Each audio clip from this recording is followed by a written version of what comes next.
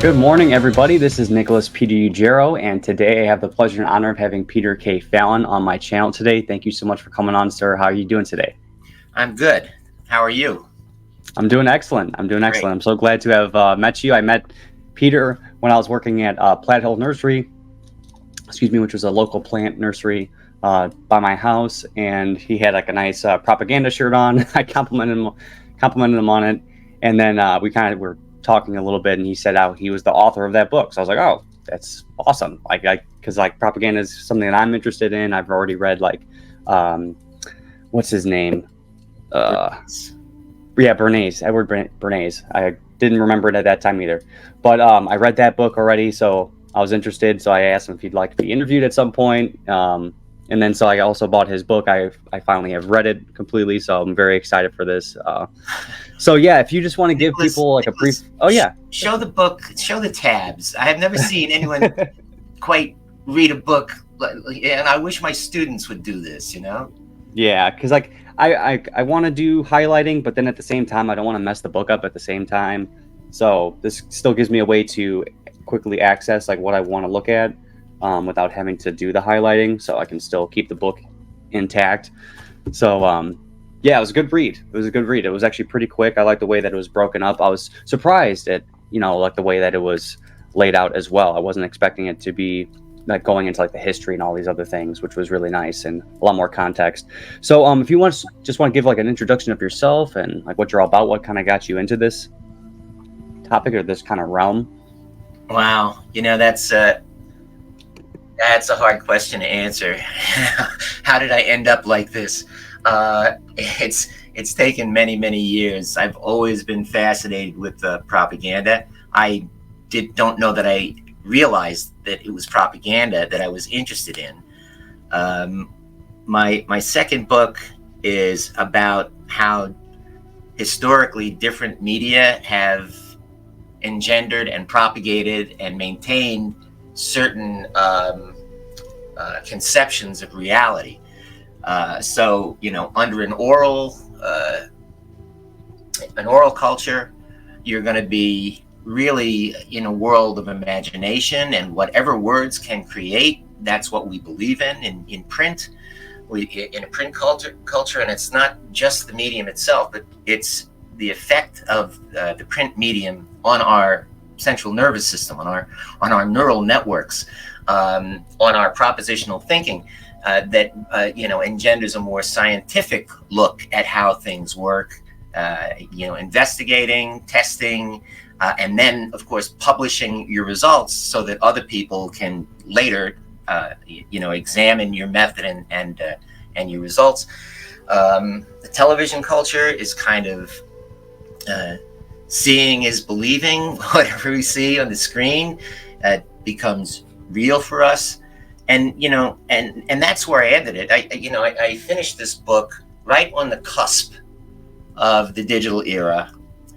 And it was one of the criticisms of the book. He doesn't really deal with the internet in here. I just lumped it in with all other electric media, which may have been a mistake, but at the time, it wasn't really clear to me, and I don't think it was clear to anyone what this new culture, this new information environment was going to engender. So, everything I've ever done has something to do with how people see the world, how people see themselves in the world, and how they think about reality.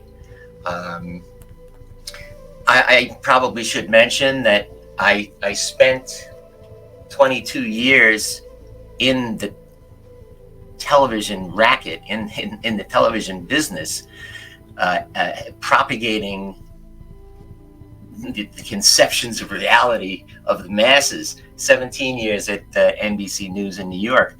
I think my perspective has some background to it, some context. I don't regret those years, only because I worked with a lot of good people, but I do kind of regret doing what I was doing to the American people. And getting out of that and into teaching was a way for me to kind of my penance for that. Yeah, absolutely. So I knew that you had, of course, this book. I didn't realize, like as we were talking before we went on, that you had multiple books. So was this one the first one that you had made, or were there ones previous to That's my this one? latest book.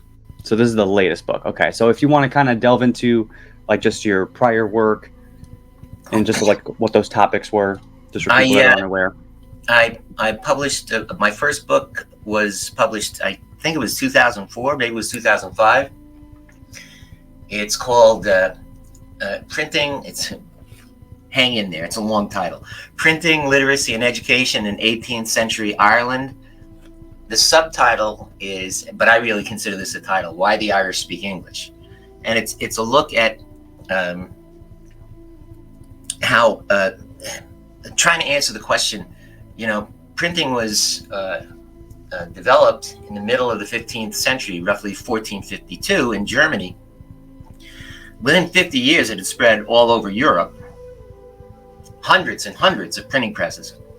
It didn't get to England until 1550, so roughly 100 years.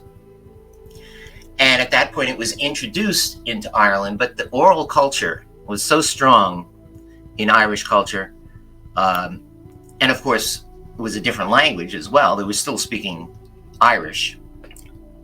That printing didn't really become a powerful social or political force in Ireland until 1750. So that's 300 years when it had spread all through Europe, and I wanted to find out why. And of course, I didn't know it at the time, but this was really a book about propaganda as well. My second book is the one I referenced earlier. It's called The Metaphysics of Media. Toward an end to all of my books have long titles. Toward an end to postmodern cynicism and the construction of a virtuous reality. And that's the one I was describing earlier, unless it was before we started this, that takes a look at how different information environments engender different conceptions of reality. My third book was kind of an accidental book. A publisher in New York heard me speak about the Occupy movement in 2011 and looked me up kind of and invited me to do a book of essays. It's called Cultural Defiance, Cultural Deviance. Actually, that's the short title. That's the one book with the short title. And then that was 2013, and it took me another 10 years or so to finish Propaganda 2.1. Wow, that's awesome. So, obviously, what you mentioning, like working at like NBC and stuff like that, I can see why, like propaganda is like a topic that's very interesting to you. Who are some of the people that, kind of in like a lot of their, like, what are some people like where their work was really inspiring to you or had like a lot of good information that you were able to like take from? Because I know that there was a lot of people that you reference in this book, Propaganda 2.1. So if you want to kind of just explain some of those people that kind of inspired you and gave you like a lot of good information. In general, yeah. Or on the specific topic of propaganda? On propaganda specifically, well, yeah. Ellul, Jacques Ellul. He was born 1913. He died 1991. He was a French sociologist, a prolific author. Only, I think, about 40 of his books have been translated into English. I think he wrote somewhere near 60. He wrote scores and scores of journal and magazine articles. He had I don't think it was a daily, I think he had a weekly column in a local Bordeaux, France newspaper. And in the United States, he's best known for two books, The Technological Society and Propaganda, The Formation of Men's Attitudes. But he was also a theologian of Reformed Christianity and many of his books are, I'm putting this in air quotes, works of theology, but they're also amazing works of sociological criticism. His first theology book that I ever read was called, well, it's got a different translation now. The translation I wrote was called The Presence of the Kingdom. And really in that book, and that was from 1948, he lays the groundwork, I think, for those two books that I mentioned, The Technological Society and Propaganda. So he's like an overwhelming influence to me. Another big influence to me, not necessarily specifically for propaganda, but this was a topic that interested him as well, is Neil Postman, who founded in the 1970s the first, and at this point still the only, graduate program in the world called Media Ecology. And if you are not familiar with media ecology, you should read about it. And Postman himself was a prolific author, perhaps not on the level of a Lowell, but I think I have 10 of his books, and I think he probably wrote 12 or 13. He's best known for his 1986 book, Amusing Ourselves to Death. I would be surprised if you haven't seen this referenced in the last few years in our media. Basically, he's talking about how, and of course, this is the end of the 20th century. So he's talking about it. It was still a dominant television culture. How television had turned everything, politics, religion, education, work, everything into a form of entertainment. And in doing so, it like strips it of its integrity, strips it of its meaning. So, you know, and I could just go on and on and on the people who have influenced me, but I would say, and I might add a third one, Harold Innis, of the University of Toronto. And these are the overwhelming influences in my work. Awesome. That's great. So University of Toronto. Yeah. So for propaganda, is there just one form of propaganda, or is there a few forms of propaganda? Well, let me start first by saying that once you move from the level of interpersonal communication to mass communication, everything is propaganda. As it doesn't matter, people have this errant belief that propaganda means only like false messages, manipulation, lying, intellectual sleight of hand, deceit, things like that. That it's only done by bad people who are trying to get something over on you. But what propaganda is, and Lowell kind of highlights this in his book Propaganda, is that once you have a mass medium, any mass medium, and of course the first mass medium was print, you're going to have propaganda. You're going to have a standardized idea or set of ideas that starts circulating amongst the masses. We get the name propaganda, by the way, from the 16th century institution of the Vatican's, the Holy See, the Congregatio Sacra de Propaganda Fide, the Sacred Congregation for the Propagation of the Faith, right? And they established this a century after Martin Luther nailed his 95 Theses to the door of the Wittenberg Cathedral, and started printing books, which of course the Vatican condemned as heresy and all of this stuff, right? And he was excommunicated, and his life was threatened, and he went into exile, but he kept printing his books. And it's notable that the first book burning in human history that I'm aware of was done by the Catholic Church, burning all of Luther's texts. And so it was propaganda started to exist. See, here's one side, the Catholic Church, saying, no, it's all lies, it's all nonsense, it's blasphemy, and the other side, the Lutherans, saying,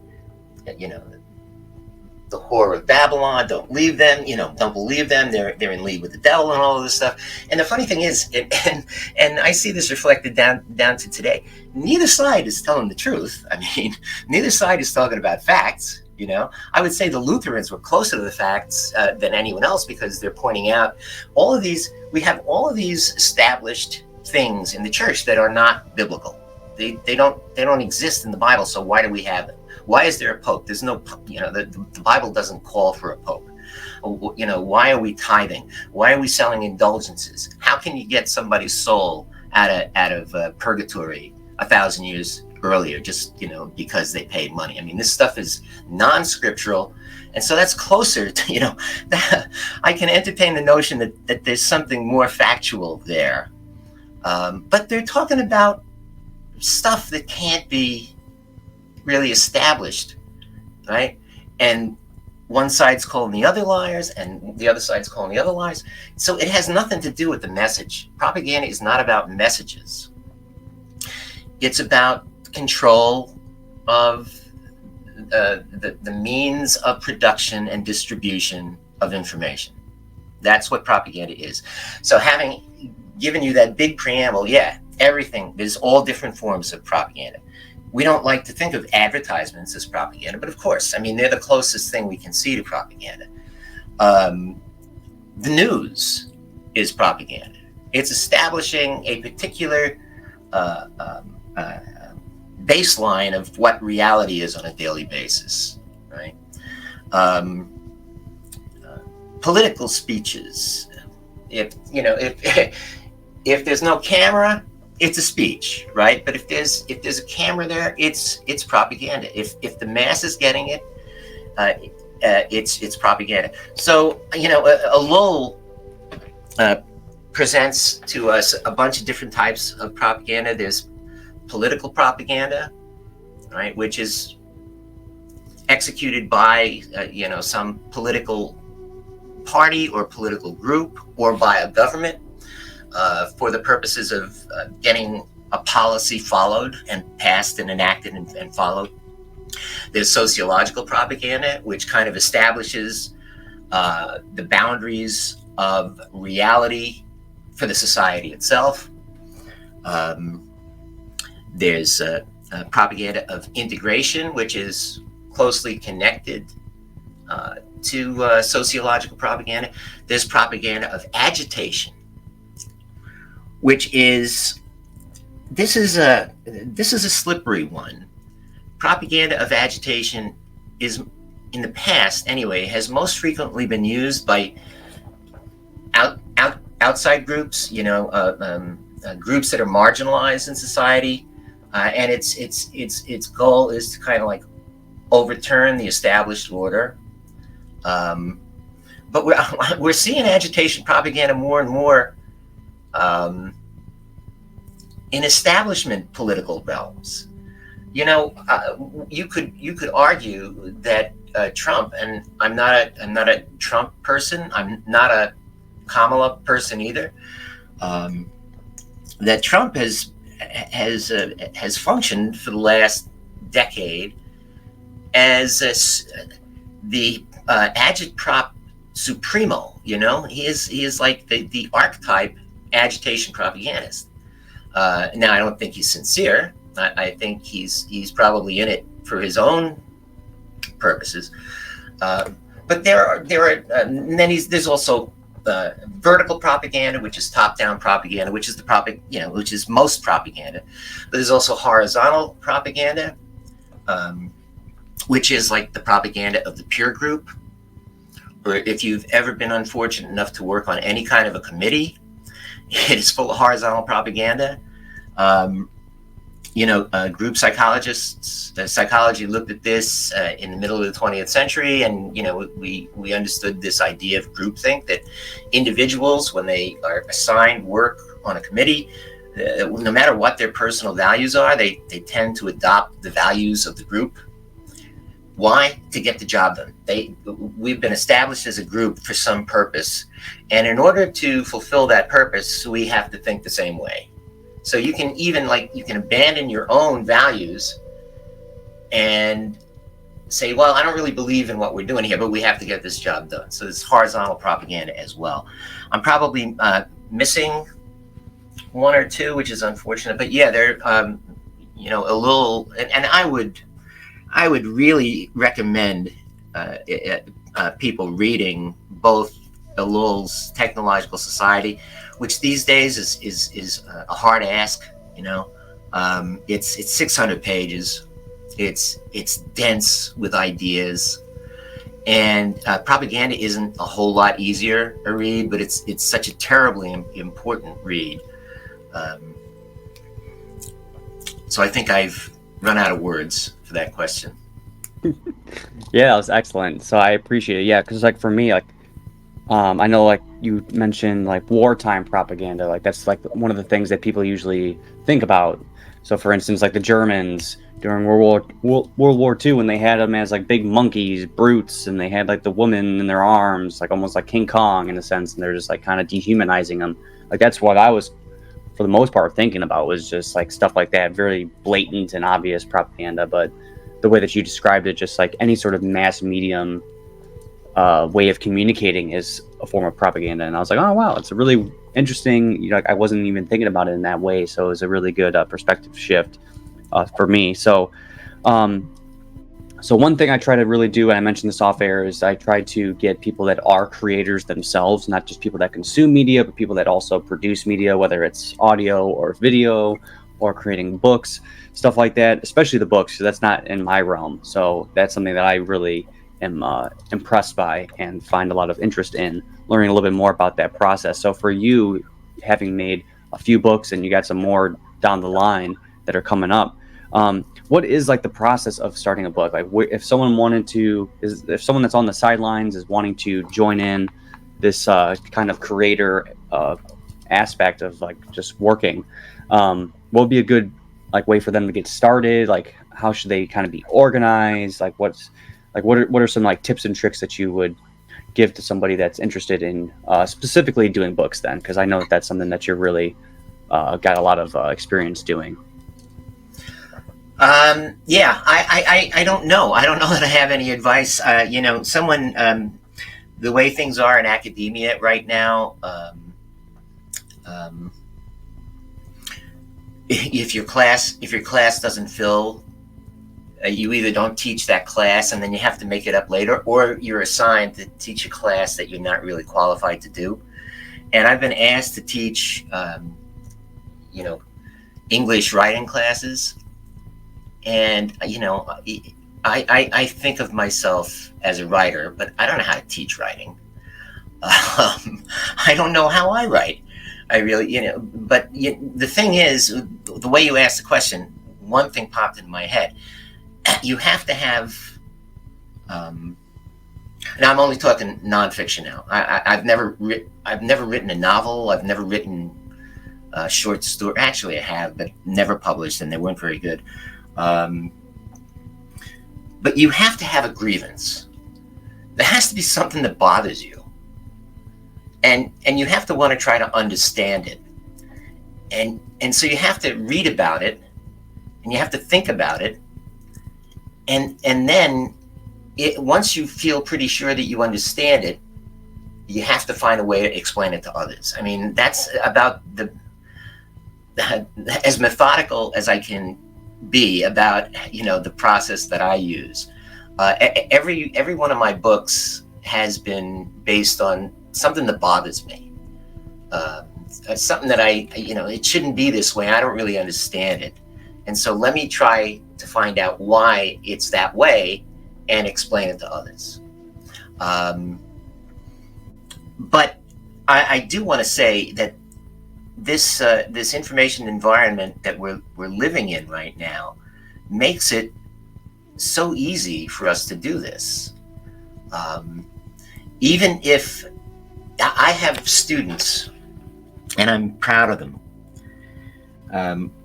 some of them who have been published by, I don't know, I don't know how to say this without sounding demeaning to others, but they've been published by, legitimate publishers, by actual real publishers, by reputable, I don't know how to say this, reputable publishers, well-known publishers, right? But I also have students who have self-published. And 20, 30 years ago, you couldn't do that. You go to a vanity press and pay out of the bank, to get a book published. But now you can publish a book fairly inexpensively, and even perhaps sell some. So, I encourage anyone who wants to write, who has something to say, because, I've read books that really don't have anything to say. But if you've got something interesting to say and it's important to you, then you should think about this. And by the way, the same is true with what you're doing. I've looked at some of your podcasts, and by the way, you have grievances, don't you? And you want to talk about those things, and you want to get people on who either agree with your grievance or you're willing to discuss that disagreement over the grievance. And this is, I think, kind of revolutionary. And I don't know if we really understand that. I think we're starting to, since the whole, new Red Scare over Russiagate and our mania over bots. And by the way, I don't like bots. I think that the algorithmic structure of the internet is a huge problem right now. How some bot somewhere is selecting what you will and you will not see. I think that's a huge problem, but that much of that is on social media. And if you can establish your own independent site free of bots to get your word out, I mean, I don't know why more people don't do this. I tell my students, and I teach. Well, it used to be a communication department. Now I'm teaching in the Department of Humanities, but in a journalism and media studies program. And my students all want to be on the air. They all want to be behind the mic or in front of the camera, right? And you have no control. When you're in front of the camera or behind the mic in the mass media, you are saying somebody else's words. You get very little opportunity to speak your own mind. But then I asked them, no, nobody blogs anymore, but 10 or 15 years ago, how many of you have blogs? Nobody. How many of you have a YouTube site? And, everybody raises their hands. I said, but do you create content? No. Maybe one person creates content. But we all want to be, in the media, but in the old media. Nobody wants to step up and speak their own mind and take a risk. At the same token, very, very few of my students have actually written books. I've got some who have, and I'm happy about that. I don't know why someone I didn't mention earlier when I was mentioning my influences.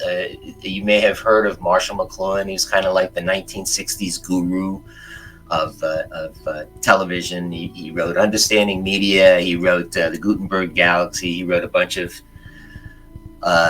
he wrote a bunch of books. But he used to talk about something called the rear view mirror effect. We tend to look at new media through a rear view mirror. We see it only insofar as we can conceive of it within a framework that's from the past, you know? So that television is just like the movies, except it isn't. You know, it's nothing like the movies, but we look at it, and so the internet is like just like television, except it's not. I mean, it's structured entirely differently, but we use it. Most of my students, and I think most Americans, use the internet not to create and distribute content, but to passively receive mass-produced content.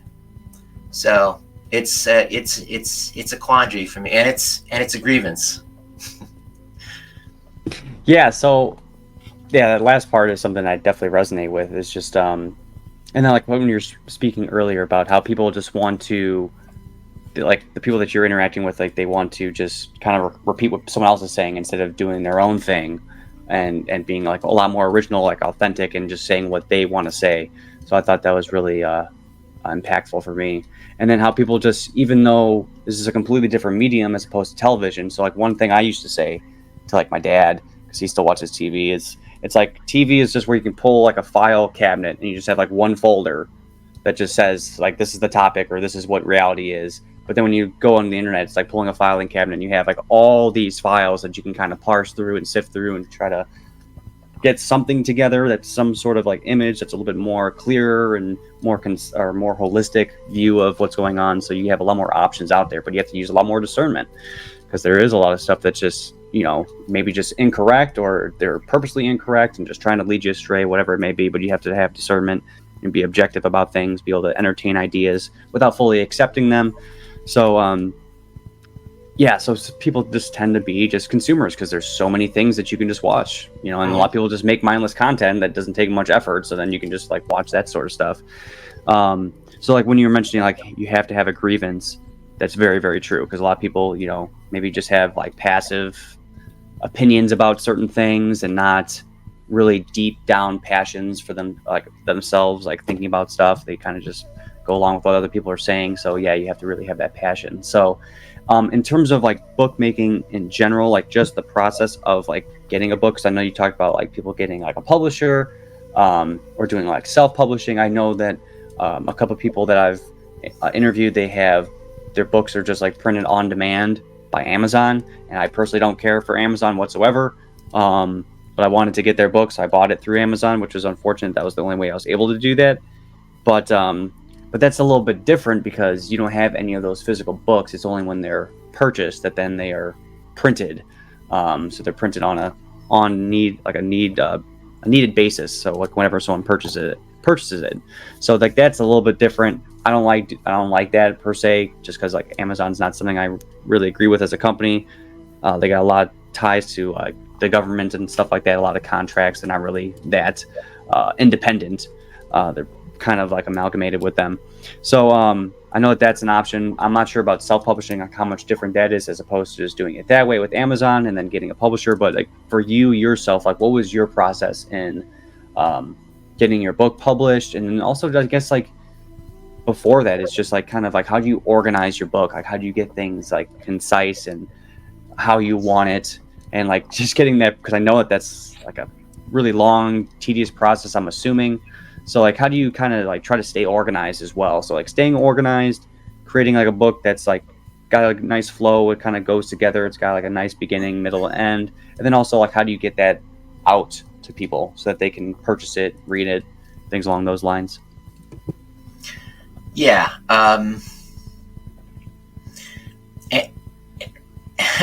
Anyone who's watching this right now may already get the sense that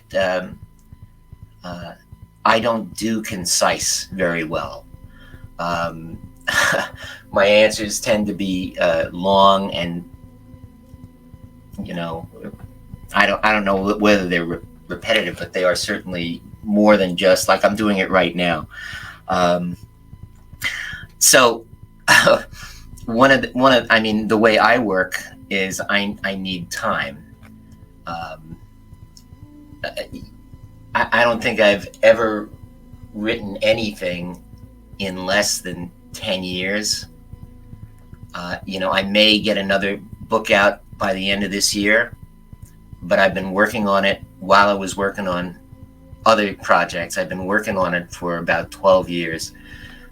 There'll be another book after that I've been working on. So, and as far as the structure, I think it has to make sense. I tell my students that any text, and it doesn't matter now whether we're talking fiction or nonfiction, and every text is an argument. It's trying to persuade you of something. In the case of fictional work, it's not like a scientific argument. It's like an argument that here's I'm proposing this as a reality, and these characters as participants in this reality. And if the author persuades you of those things, then it's probably going to be a good book. But a nonfiction book is definitely an argument. And so in order to establish the legitimacy of an argument, you have to present evidence. And as so frequently is the case with my books, you have to present history. You've got to show the background. Where we are right now, by the way, the present is always the perfect moment for propaganda, right? Because the more we stay rooted in the present, the less we realize how we got here, right? And so how did we get where we are today? That is always part of my process in establishing an argument, which I'm going to eventually call a book. You gotta set the stage, set the context, provide history, and then make your arguments based on evidence that you find.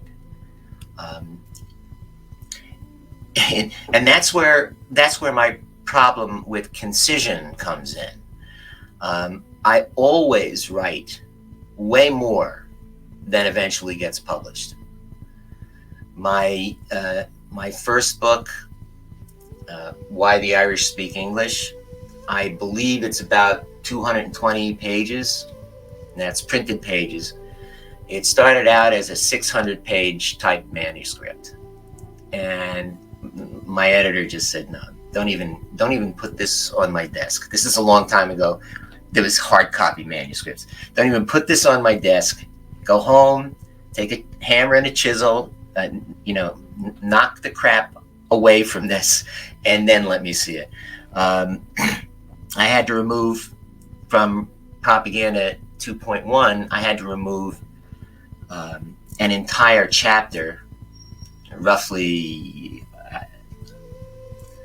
oh my goodness, 30,000 words, which, by the way, is why that chapter is going to become its own book.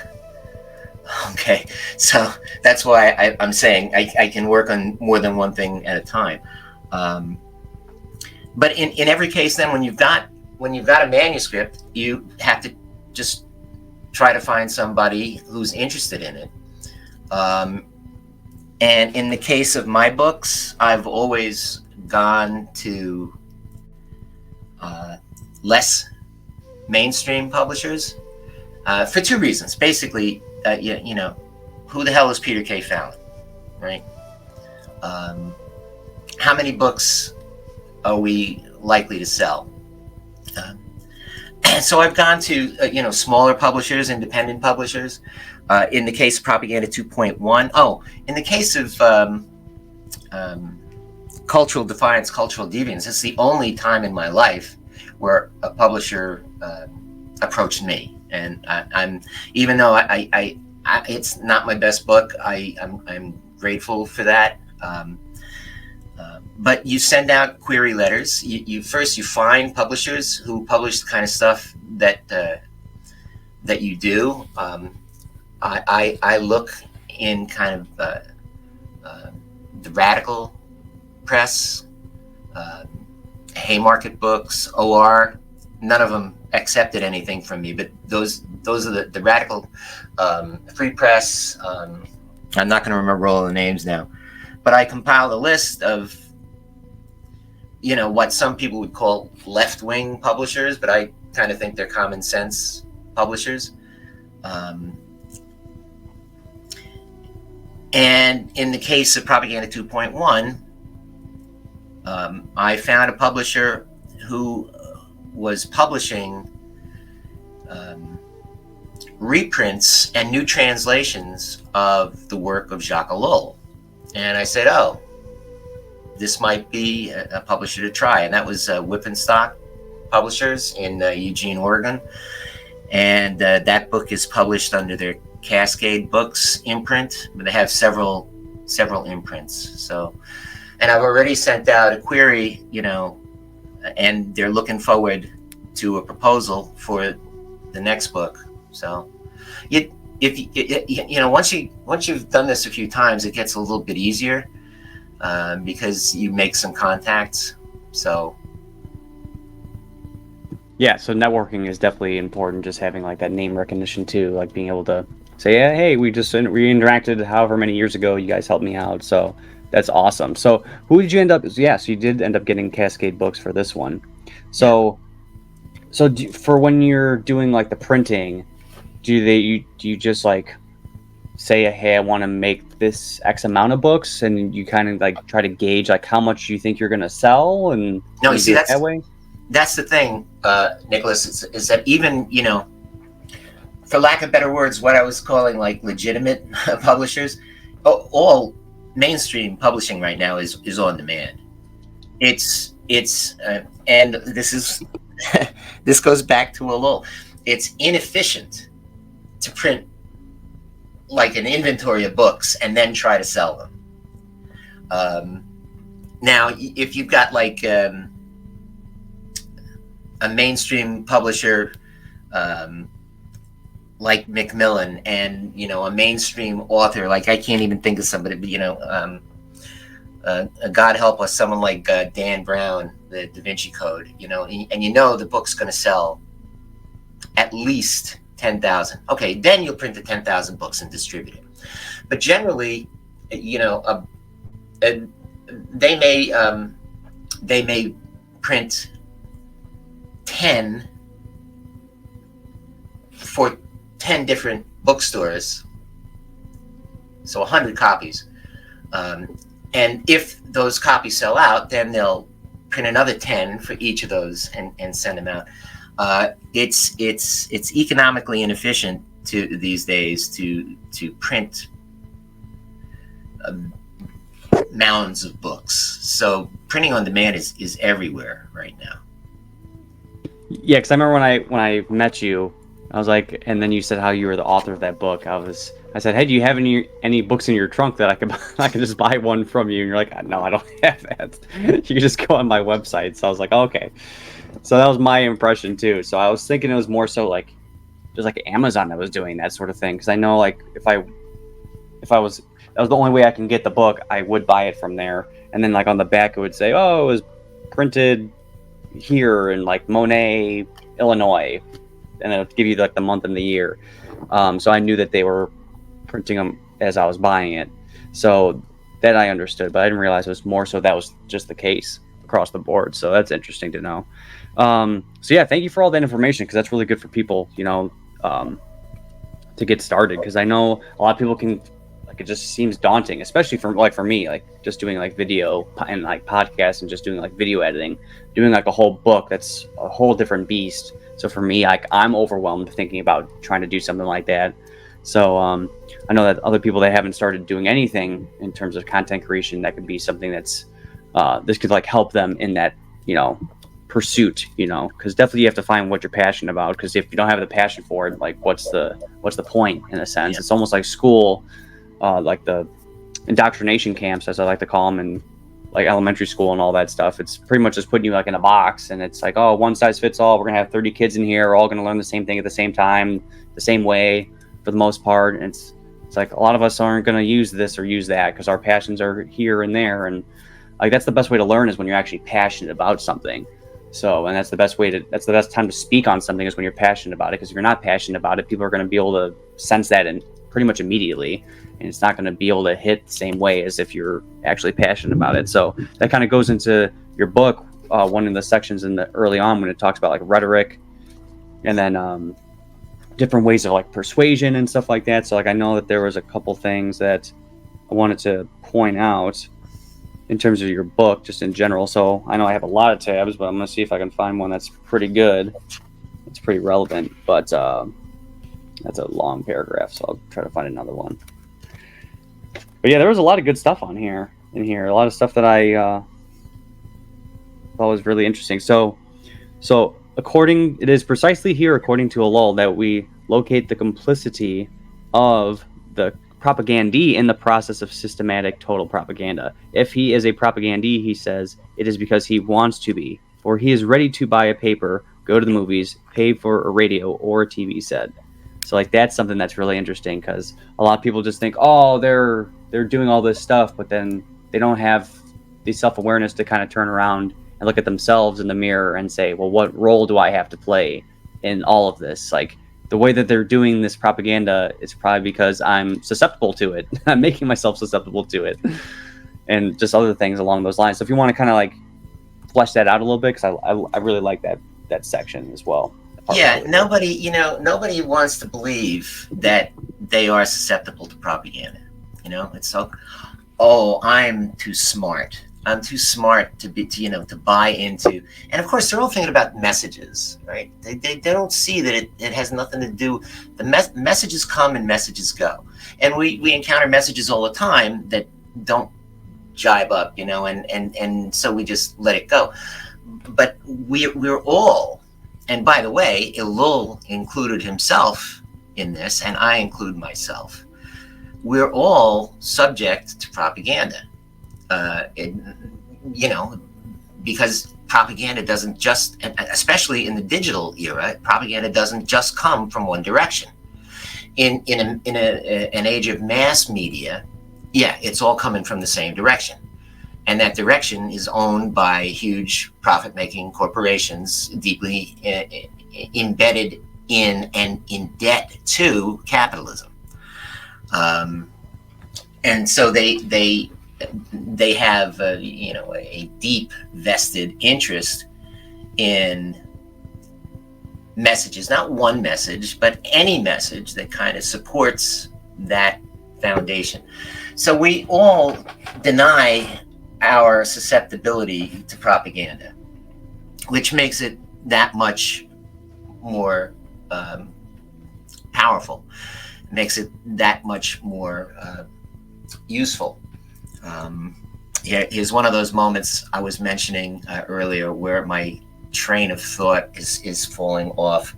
Could you give me just a little bit of the question again, or the statement? Yeah. So like Oh, you know what? Stop right there. I remember. Complicity with propaganda.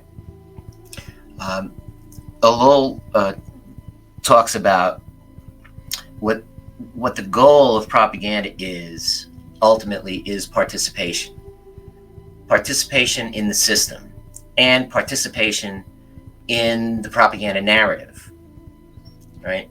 But then he says there's two kinds of participation: active participation and passive participation.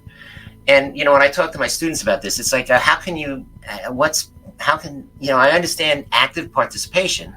What's passive participation? How can you participate in something passively? And what passive participation is you don't agree with the propaganda narrative. you don't believe that everything's rosy, that everything's right. You think that things are screwed up, but you don't do anything. You let it go.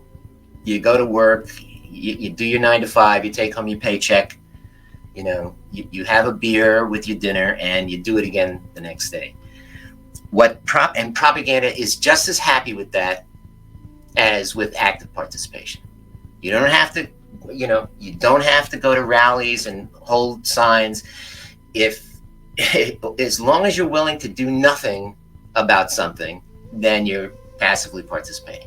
What propaganda hates is people who stand up and take sides and make a point, who dissent vocally, who dissent actively. That is something that propaganda doesn't abide very well. Yeah, and that kind of goes along with this other section on page 77. The growing role of the pundit or expert commentator in television news is directly attributable to the dominance of visual images. A picture, they say, speaks 1,000 words, and we hear that phrase as a testament to the value of images rather than a warning of their danger. Every image, however, can be interpreted in a number of ways. 1,000 people will have 1,000 different impressions of an image, and this is precisely what makes the political pundit a mainstay of television news. Pundits explicitly tell us how they see the image, implicitly telling us how we ought to see it. So that's kind of almost in the sense of like the propagandee just kind of, falling for things, and then they get so bombarded with like different items of information that they want somebody to kind of break it down. Like how should I see it? Like I don't want to have to think about it so in depth to where I'm spending an hour of my day trying to just break down like one simple topic. Like what's the bite-sized piece that I can get so I have at least a basic understanding of it. Because I know that there's one point in your book where you talk about how we have so much stuff going on. It's so like all the time, just constant tsunami of information that it is impossible for us to have a deep level understanding of all the goings on that's going on in the world, like every single day. Like we'd have to spend our entire days doing that sort of thing to really be able to have a really deep understanding. Because like for me, I have a deep understanding of maybe a few things, but then I have a very shallow understanding of a lot of things. People like would tell me, "Oh, you're so smart." It's like I know a lot about a little. I know a little about a lot. Like there's just so much information out there, and it's like I could still be wrong about the things that I have a deep understanding about, and there could be a lot of things that I don't have a really good grasp on, even though I think I do. So it's always being open to being wrong and being able to adjust yourself to kind of align with what the truth is, because things can change on a day-to-day basis, But that's something that really stood out to me, because a lot of people in that propagandee state, they're more passive, they're more of a consumer. They get kind of caught in that web of, this is too difficult to do this, or to look into this myself, or to do the research myself. So I'm just going to rely on somebody else to tell me that. But then that puts you in a very precarious spot. So if you wanted to, comment on that, and there's that section, and just if you have anything else to add to that. Yeah, punditry. It's a plague, and it's based on the notion that we're idiots and need things explained to us, which by the way, human beings tend to give witness to on a daily basis. But it's another grievance. Pictures can only show you a thing, right? All a picture is a representation of a thing. What does a thing mean? Who knows? But that's where the pundits come in, and they're always, part of the establishment. They may be liberal, which is to say, like on social issues, they're more open to different ideas, but they're all, in the grand scheme of things, and in the directionality of the propaganda narrative, they're all on the same page. They're all for this society, this foreign policy, this economy, this kind of capitalism. I mean, I don't know if you're aware of this. I mean, capitalism changed in the 1980s, and so did our political system. I mean, who was it? Princeton and I want to say Berkeley. I'm not sure. They did an analysis a couple of years ago that suggests strongly, if not downright demonstrates, that the United States, we're no longer a democracy, we're an oligarchy.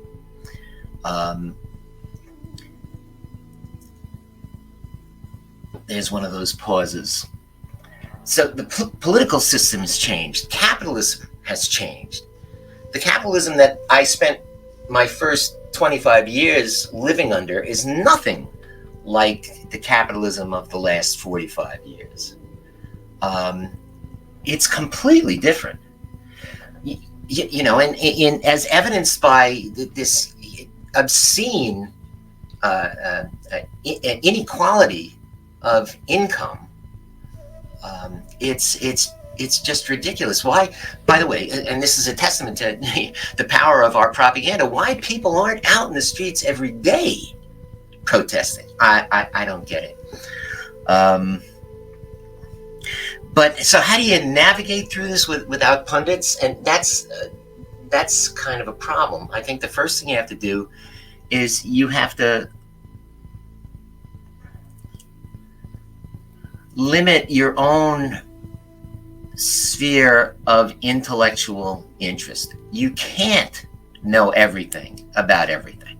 It's impossible. So what things really interest you? What are you good at thinking about? Focus on those things. I tend to focus a lot on politics and society, and I ignore everything else. I ignore it. I'm just not interested. I don't. This is one of the reasons why I don't read fiction. My wife is a librarian, and she's such a literate and literary person. She reads, oh my God, I can't tell you all the stuff that she reads. I can't tell you when the last time I read a novel was.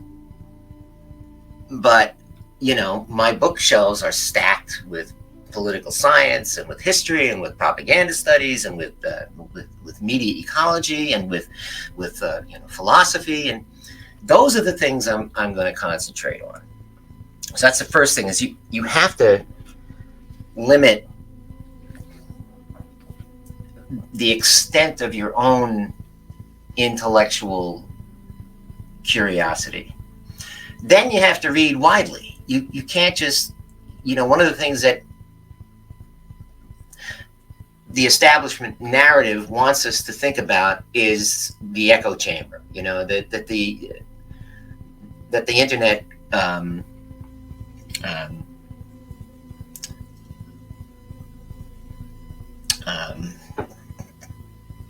man, we're going to edit some of this, right? That the internet gives us this environment where we only pay attention to voices that are like ours, right? So now that you're reading, now that you're looking at stuff, you've got to look at stuff that you disagree with too. You have to read books from both points of view, and it's not. I'm surprised you even said that. From many points of view, because nothing is 2 points of view either. So and I'm getting to a place here where I always end up with my students in my classes, and they want to know, and I'm afraid, like, readers of this book were hoping that there was like a formula, a recipe, a magic trick. How do we fight this? You can't. It's not. There's no quick fix to this. It really takes a lifelong dedication to thinking about things, and then to reading about them, and not reading 40 character tweets on social media. I mean reading books. One of the things that I talked about and learned about in my book, The Metaphysics of Media, there's been a lot of neurological in neurobiological research in the last 30 years, using not just MRI technology, but fMRI, functional magnetic resonance imaging, where they actually look at the brain in action. They can watch the synaptic pathways lighting up. Is that when we read, we're exercising the same neural networks that we use when we're thinking critically. It's what we call propositional thought. Statements that can be judged to be true or false, yes or no. It's judgment. We're making judgments, right? And we don't do this.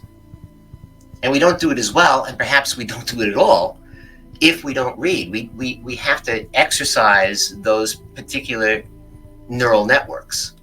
Like you would exercise your body to build up strength. If you don't exercise, you're not going to have the strength. If you don't exercise these neural networks, you just can't think the same, right? You're not going to be as judgmental. You're going to be more kind of loosey-goosey, accepting a word that I've come to hate in our culture, not because I'm against tolerance, but I mean, what do we mean anymore when we talk about tolerance? We're not even making judgments anymore. So that's a thing. If you don't read, and you don't read widely, and you don't read broadly, and you don't read deeply, you are going to be less able to think critically than if you did. Your brain is just, it's not going to be up to it, right? Now, having said all that, and trying not to veer terribly far from the question, which it was about punditry, I'm reminded of something Neil Postman wrote about, and I think it was in his book Building a Bridge to the 18th Century, but it could have been in another one of his books. He has this hierarchy that he presents of events, information, knowledge, and wisdom. And at the bottom is the event. Something happens, right? And somebody witnesses that something, right? And so you didn't see it yourself, but you hear about it. So you have information, right? Someone tells you about it.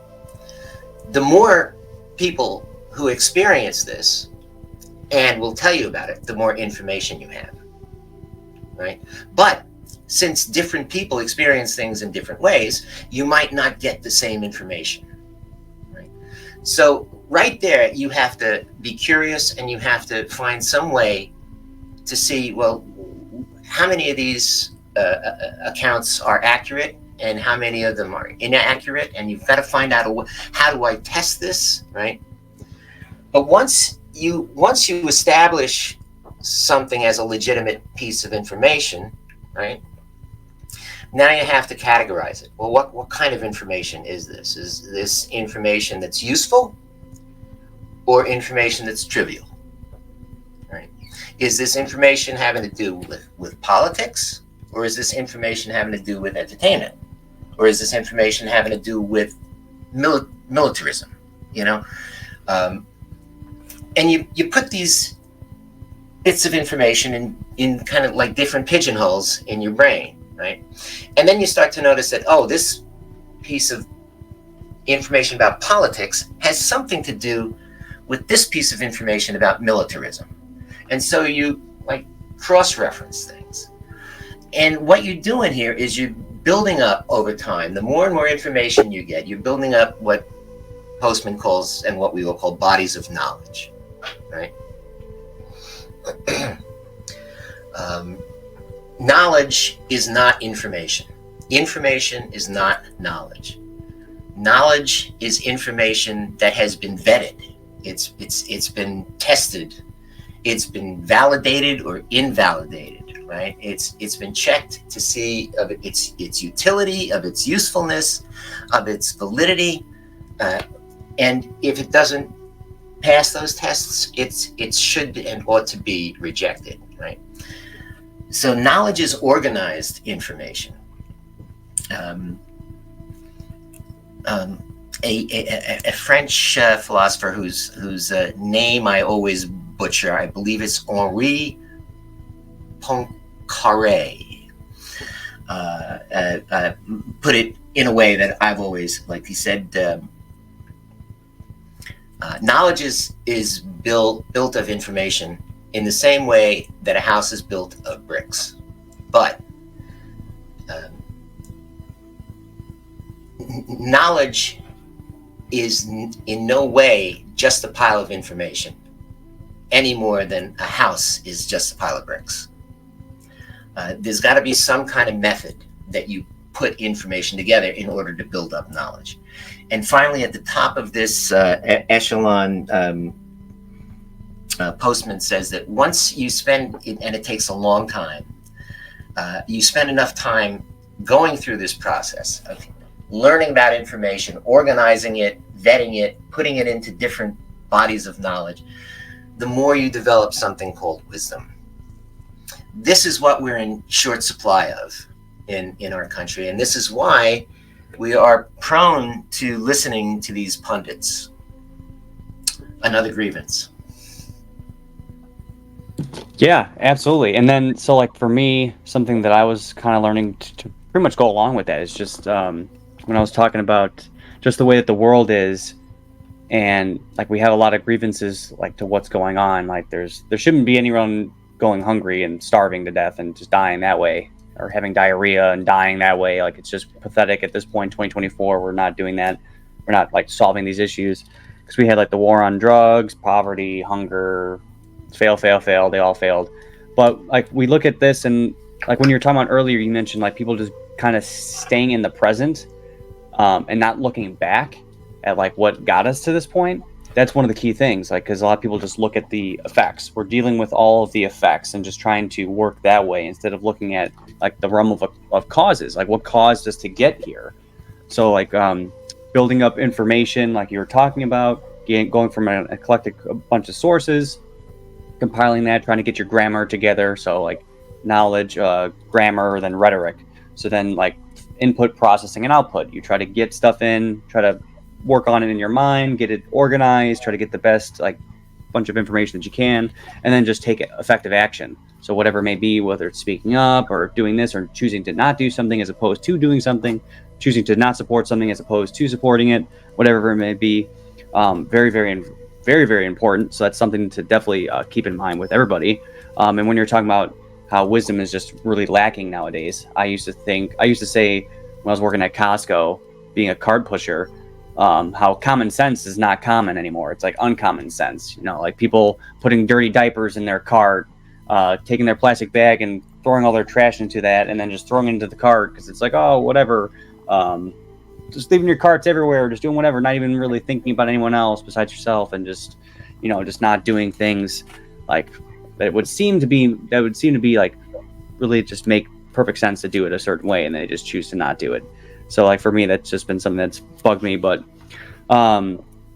yeah, so I really like that response that you gave. So I really do appreciate it. So I didn't really break down the contents of this book, so I gotta at least do that because I forgot to do that in the beginning. But the first chapter talks about propaganda 1.0, which is rhetoric, persuasion, propaganda.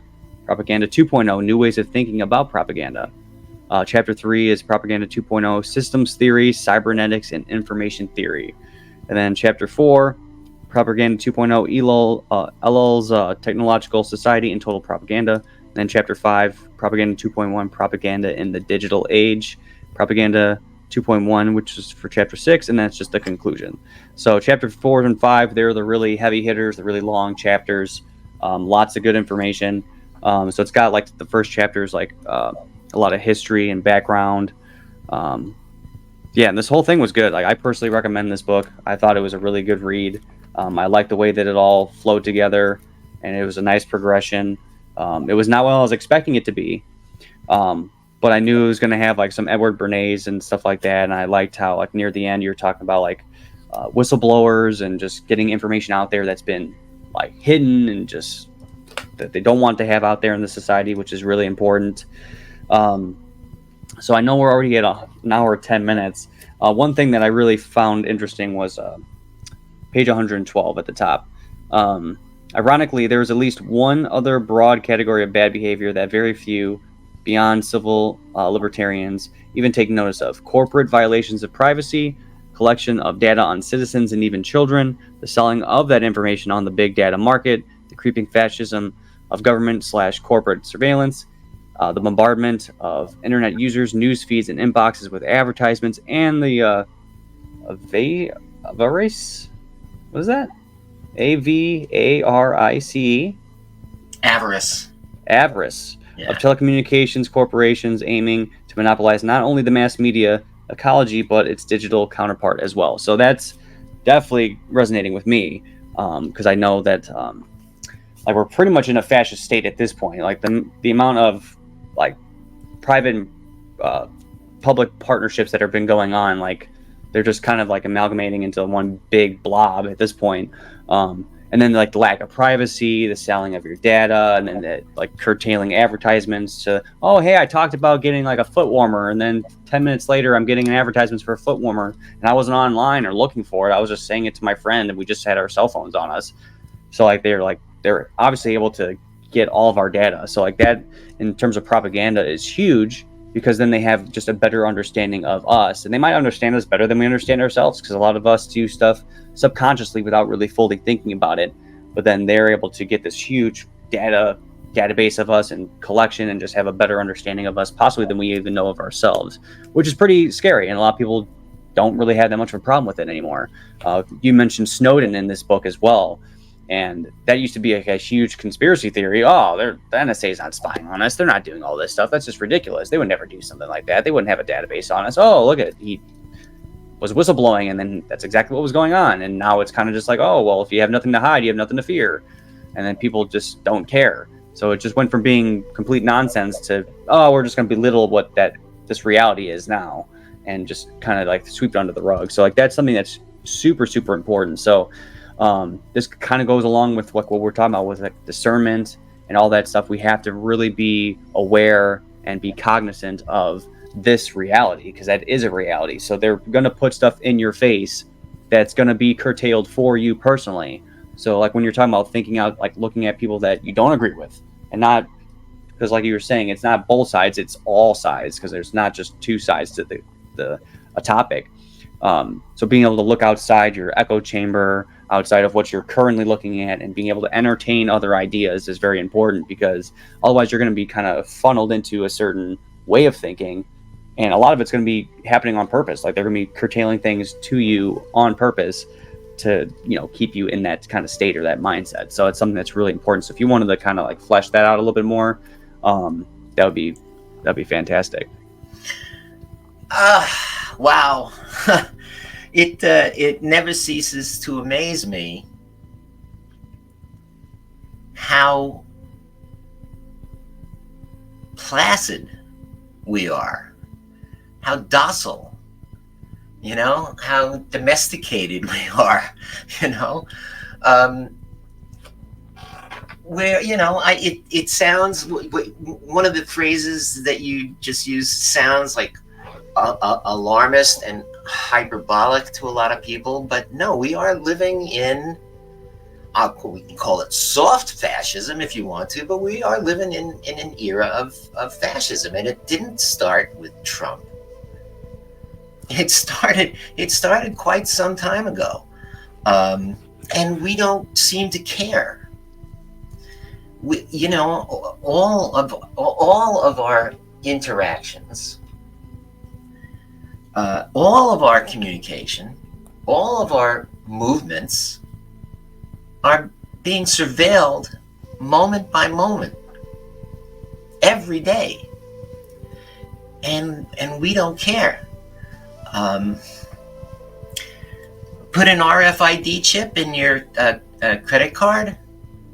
Yeah, sure, why not? I don't have to swipe it now. I can tap it, and isn't that convenient? You know, um, the fact of the matter is that, you know, my students don't know. Most people don't know. You can be followed. You don't have to use that card. That card, there are transponders all across the country that are constantly sending out pings, and you can be traveling, you can be in your car. Forget about your iPass, even without the iPass, which is tracking you too. If your credit card gets a ping, your location is on record. And again, you know, it sounds like alarmist. It sounds like conspiracy theory stuff. And maybe I am being a little alarmist about this, but nobody is upset about this. And I can't understand it. I just can't understand it. All of our emails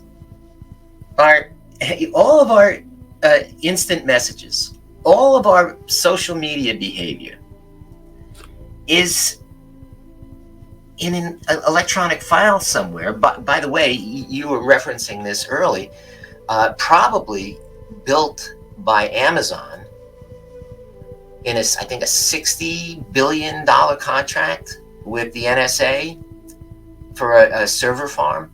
All this stuff is being stored somewhere and can be retrieved at any moment.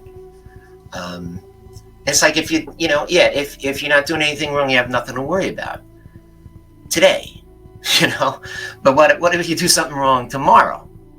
Then all of a sudden you have to worry about it. Or what if you just say the wrong thing, and somebody's looking for something to put on you?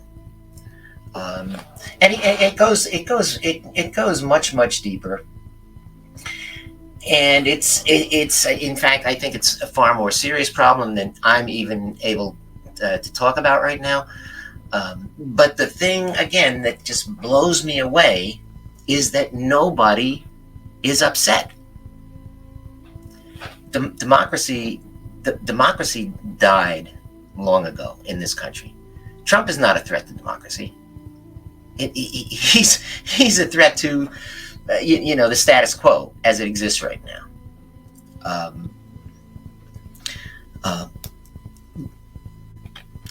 But it's like you have to vote blue no matter who, because Trump is a threat to democracy. And it's such a circular argument. But I don't support voting for a party that aids and abets genocide. But then Trump will win.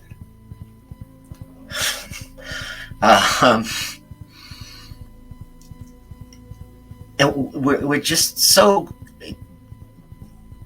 connected to the way things are. I don't understand it. So I guess in answer to your question, I've got just like an enormous question mark. I don't know what to say about those things. That's why I hope people who are watching and listening to your podcasts have a more open mindset, and they're in a better place to identify their own grievances. What are your grievances? And to talk about them, to use this spectacular, frightening, useful, dangerous technology to get your own voice out there. Don't wait until you're 70. Do it now. Do it now. If writing is your thing, then write something. Try to sell it. Can't sell it? Self-publish it. Push it. If podcasting is your thing, do it. If producing short, controversial mini documentaries and publishing them on YouTube is your thing, do it. don't don't sit by and let bad things be bad. You know, it just doesn't make sense to me. Yeah, absolutely. And then to go along with that, God, I had it in my head and then I lost it. Um, so like for myself, like I haven't been so consistent in making original content, but I've at least been like re-uploading things that I think are maybe interesting, like even things I haven't like even really watched, but you know, it seems like an interesting topic. I'm gonna re-upload it, just tell people question everything. You know, like here's just something. You know, I'm just trying to like take something that's maybe very niche and that's maybe like on YouTube somewhere, but then just being able to re-upload it so people can have a better can see it easier, and just to watch it. You know, I have an open mind, and then especially like when you're saying like don't wait till you're 70, especially now because like you mentioned like the DNC leaks, like WikiLeaks getting those. Getting all those emails from John Podesta and all that stuff, and then like the whole Pizzagate thing, and I've looked into that a lot at that especially at that time, and there were so many emails that were just like head scratching, like how are we not looking into this? Like what's going on? They're talking about like kids in pools, underage, being entertainment, and yada yada yada, and maps and pizza and Dominoes and whatever else. Like it doesn't make any sense like what they're saying in terms of like the word structure, whatever else. It has to be like some sort of coded language or whatever it may be. There's at least enough there to like question things, like to say like, okay, why is nothing like being talked about with this? But then they started doing open censorship, especially Google, YouTube. They were openly saying we're changing our algorithms around to fight misinformation, yada yada yada. Especially since 2020, they're doing the same thing. We're gonna cancel people and delete videos because misinformation and this and this. Don't take accountability for your own actions, the way that you perceive information and how you accept it, and do your actions based on that. Like, we're just gonna cancel all this stuff or like delete it so that you can't even see it.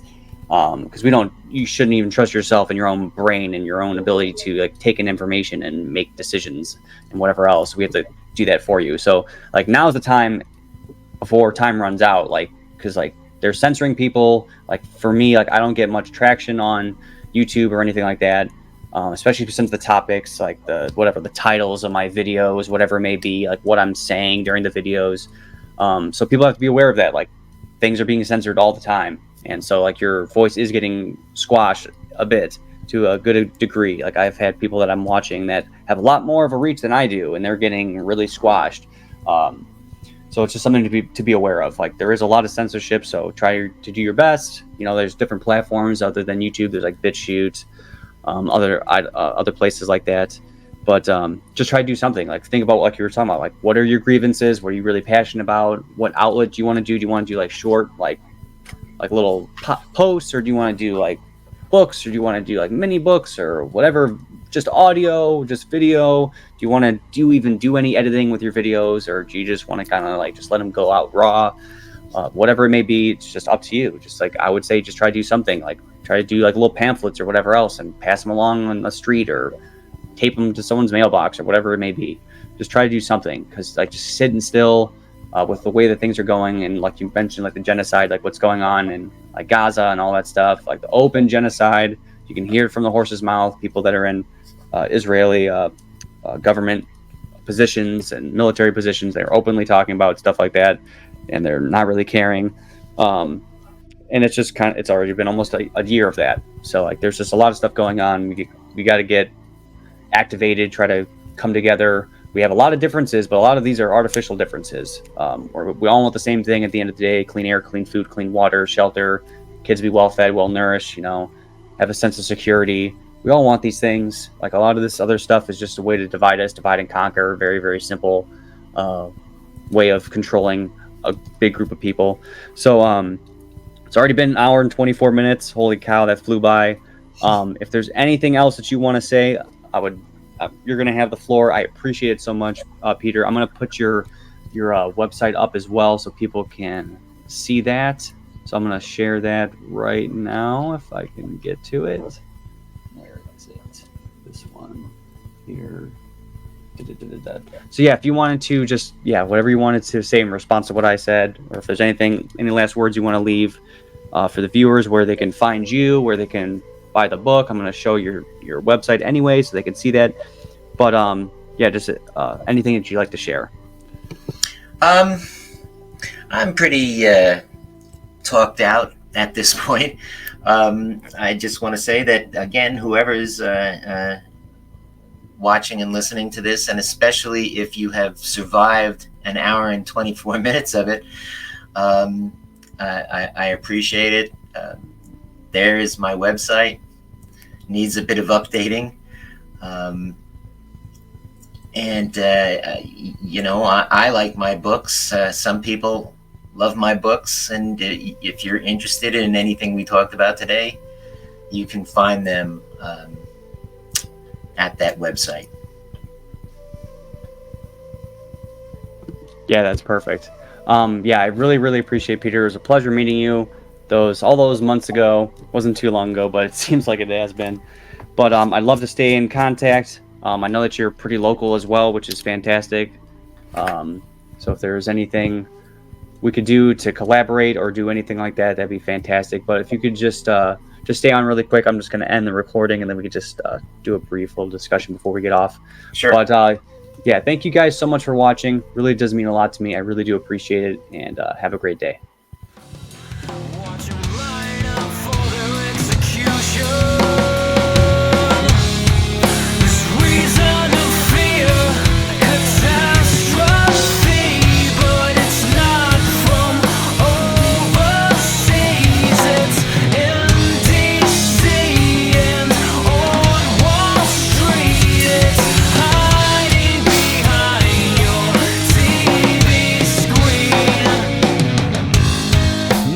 Testament